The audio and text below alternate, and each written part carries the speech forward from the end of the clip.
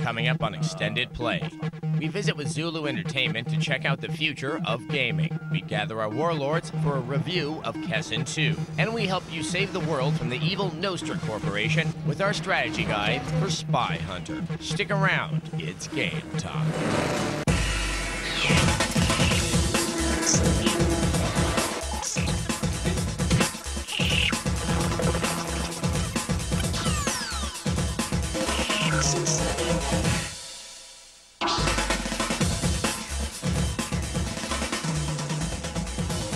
Hello and welcome to Extended Play from Metreon in San Francisco. I'm Adam Sessler. And I'm Kate Patello. Games like EverQuest have introduced us to the concept of a persistent virtual world, which is basically like a universe in cyberspace that goes on perpetually in real time. The problem is that most of the denizens of these worlds are always just trying to achieve the same goal. Now, what if you're able to go into that world and divert yourself and just have a little fun? And what if you could access that world from both your living room and a nightclub? Well, a company named Zulu is working on this very thing, and this concept is very much in motion. See it for yourself.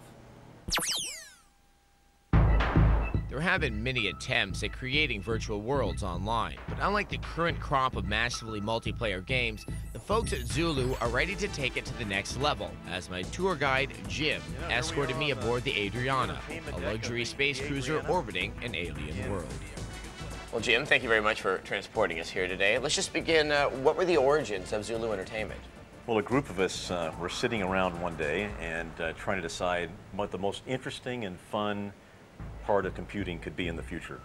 And because we're simulation experts, we said, you know, if you could really run a true simulation of reality, which is physics and mechanics, it would really add a big dimension. The reward, if you do that right, is you get a level of reality, a level of immersion that's just way beyond what computer gaming has been able to do in the past. So what is the ultimate vision for the Zulu universe? We want a large, consistent universe, or at least a solar system, which feels like a real place. And in this world, there's not just one little thread of gameplay. There are multiple threads of gameplay, just like it is in the real world. For example, some person might be a car fanatic, and so we've got some ground-based vehicles in this alien place, which would appeal to them. Now, how will people be playing it? Now, we have the idea that there's going to be, let's just start with sort of the public places, these bars, nightclubs that you're looking at. So there are really a couple of distinct ways that they'll interact. The most obvious way, and actually the most fun way, will be come to a physical site, which we call a Zulu showcase site. Get into vehicles which have really high quality controls and full motion, surround visuals, surround music, but you can also come in from home. In fact, you can come into the same universe from home and then mix with the folks who are in this physical site, the showcase site. Well, obviously, it sounds terribly compelling, and there is some stuff that are prototypes here, so let's go check them out. Let's go look at it. The first thing I wanted to try was Condor, a gliding sim that has players collecting crystals and shooting them into giant baskets. The simulation pods themselves sported realistic force feedback controls, and best of all, the pods actually moved in 6 degrees of freedom. Okay, Adam. All right. We are launched. Now, you are controlling the craft, and I am attempting to collect the crystals here. You are the guy who's going to pick these babies up if I can fly good enough. Let's see, if I dive too fast, I'll bump into another guy, but let's take the... Oh, we did. Now, how expansive is all of this land? If you're actually in actual, how many virtual miles is this area? You can actually go clear around the planet here.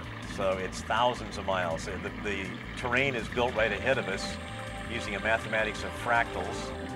That looks good. Yes. Let her go with the left hand. Perfect shot. We scored. We scored. Not bad. While Condor seemed a little tame for my taste, I had another thing coming when they fired up a game of Dominion, which could be described as capture the flag and high-speed doom buggies. Now, you are in the driver's seat, and you're going to be controlling the car, and I'm sitting next to you, and I'm actually manning the cannon here. We also have this map here that, in the rear view, there. That's fun, because you can see what you're up to.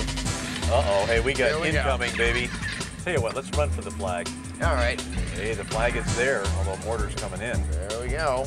We found the flag. Yeah, now we'll see if we're going to make that run for home. We get tumbleweed. Get a beat on him. Close enough. Oh! And Must have been somebody else behind us. We're on the edge. Yeah. Falling over the side. And so, after getting thoroughly spanked in Dominion, I left with the feeling that once this all comes together, the Zulu universe just might be a nice home away from home. While Dominion is quite a bit of fun to play, let me just say that if Quake makes you feel a little funny in the tummy, you have no idea what it feels like to be playing that game. And now, the game news. A boon for the Xbox has brought dismay to Dreamcast owners. Confirming growing suspicions, Sega of America has announced that Shenmue 2 will only be released for the Xbox in North America. The game, once thought to be the last great title for the discontinued system, has already been released for the Dreamcast in Japan. The expected release date for the Xbox Shenmue 2 is currently fall 2002. In cross-platform Sega news, Phantasy Star Online is headed to the Xbox. In addition, the online role-playing game will also become available for the PC, while plans for the GameCube version seem to be moving along just fine.